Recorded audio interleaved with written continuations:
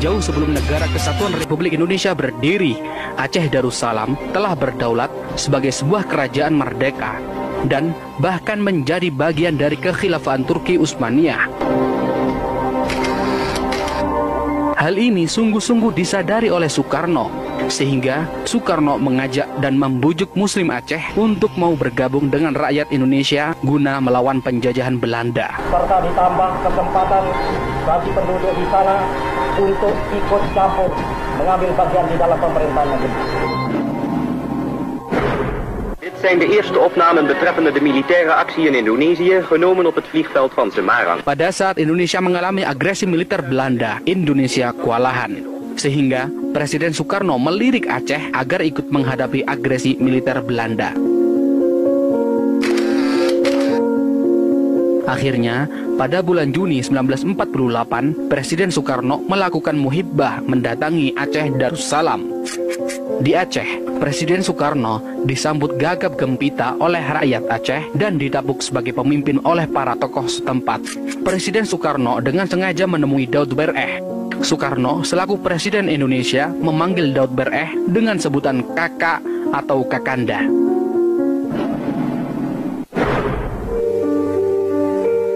Dalam sebuah pertemuan dengan Tengku Daud Bereh, Soekarno berharap agar tokoh terkemuka Aceh itu mengajak rakyatnya dalam perjuangan melawan Belanda. Sehingga terjadilah dialog yang sampai saat ini tersimpan dengan baik dalam catatan sejarah Aceh. Presiden Soekarno kepada Daud Bereh, "Kakak, saya minta bantuan kakak agar rakyat Aceh turut mengambil bagian dalam perjuangan bersenjata yang sekarang sedang berkobar antara Indonesia dan Belanda untuk mempertahankan kemerdekaan yang telah kita proklamirkan pada 17 Agustus 1945 kemarin."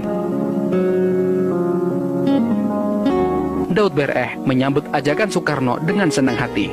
Kemudian Daud Bereh menjawab, "Saudara Presiden, saya menyatakan sanggup memenuhi permintaan tersebut asalkan perang yang dikobarkan adalah perang sabilillah, perang untuk menegakkan agama Allah. Sehingga kalau ada di antara kami yang terbunuh dalam perang itu, maka kami berarti mati syahid." Kemudian Soekarno mengiyakan permintaan Daud Bereh. Soekarno menegaskan, "Kakak, memang yang saya maksudkan adalah perang seperti itu, perang yang telah dikobarkan oleh pahlawan-pahlawan Aceh yang terkenal seperti Tengku Cik Ditiro, Cut Nyak Din, dan Tengku Umar, yaitu perang yang tidak kenal mundur dan perang yang bersemboyan merdeka atau mati." Daud Bereh menjawab, "Kalau begitu, kedua pendapat kita telah bertemu Saudara Presiden. Dengan demikian, bolehlah saya mohon kepada Saudara Presiden bahwa apabila perang telah selesai, rakyat Aceh diberikan kebebasan menjalankan syariat Islam." Akhirnya permintaan ini juga dikabulkan oleh Soekarno. Soekarno menegaskan, "Kakak, hal itu kakak tidak usah khawatir sebab 90% rakyat Indonesia beragama Islam." Kemudian Daud Bereh menegaskan kembali, "Tapi maafkan saya Saudara Presiden kalau saya terpaksa mengatakan bahwa hal itu tidak menjadi jaminan bagi kami. Kami menginginkan suatu kata ketentuan dari Saudara Presiden."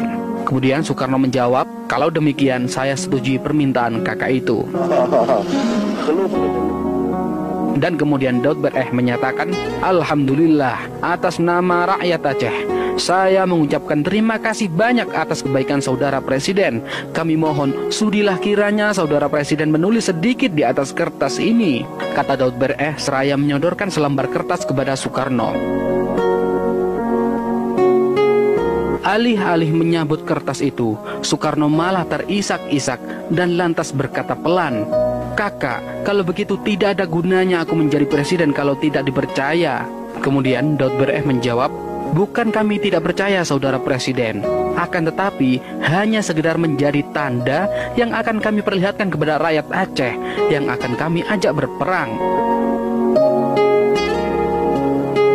Seraya menyeka air matanya, Soekarno berkata, Wallahi, billahi, kepada rakyat Aceh nanti akan saya berikan hak untuk menyusun rumah tangganya sendiri sesuai dengan syariat Islam. Dan wallahi, saya akan mempergunakan pengaruh saya agar rakyat Aceh benar-benar nanti dapat melaksanakan syariat Islam di daerahnya. Nah, apakah kakak masih ragu-ragu juga?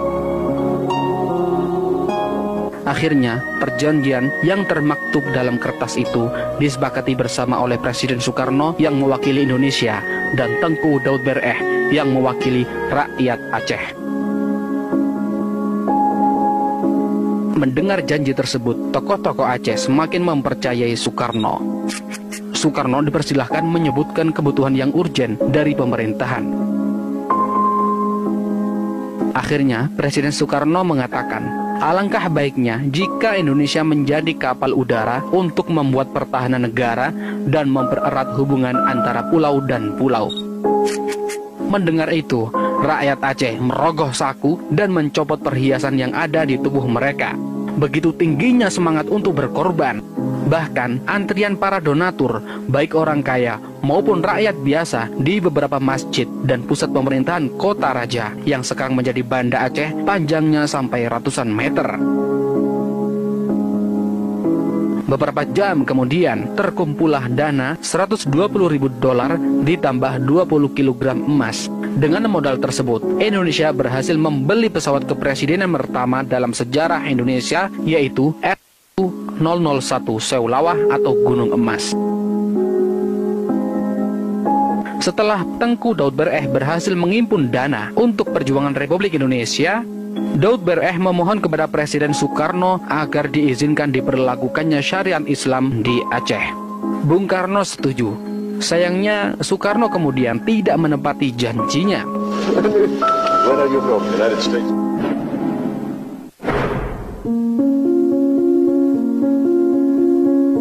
1 tahun kemudian, pada tahun 1949, Aceh Darussalam bersedia dijadikan satu provinsi sebagai bagian dari Negara Kesatuan Republik Indonesia.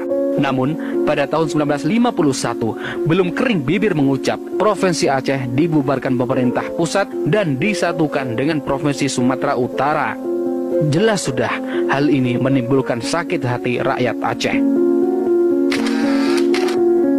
Aceh yang porak-poranda setelah berperang cukup lama melawan Belanda, lalu menguras dan menghibahkan seluruh kekayaannya demi mempertahankan kemerdekaan Indonesia tanpa pamrih oleh pemerintahan pusat, bukannya dibangun dan ditata kembali, malahan Aceh dibiarkan terbengkalai. Bukan itu saja, hak untuk mengurus diri sendiri pun akhirnya dicabut. Rumah-rumah rakyat, dayah-dayah, Maunesah, dan sebagainya yang hancur karena peperangan melawan penjajahan Belanda dibiarkan porak-poranda. Selain itu, demi alasan persatuan, Presiden Soekarno menolak pemberlakuan syariat Islam di wilayah manapun di Indonesia. Presiden Soekarno menegaskan dalam pidatonya di hadapan rakyat Amuntai, Kalimantan Selatan pada tanggal 27 Januari 1953, Indonesia adalah sebuah negara nasional yang berideologi Pancasila dan bukan sebuah negara teokrasi dengan haluan agama tertentu.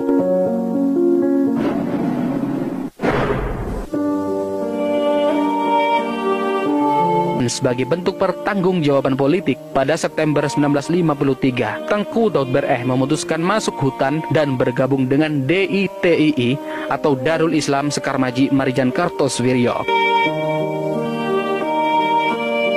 Kekecewaan terhadap Soekarno tetap digenggamnya.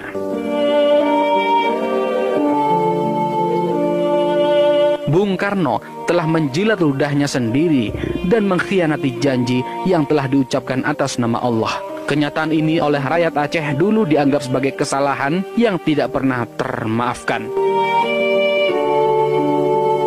Dari fakta sejarah ini, semoga kita senantiasa mengambil hal positif yang mungkin tidak mengurangi kehormatan sang proklamator Soekarno.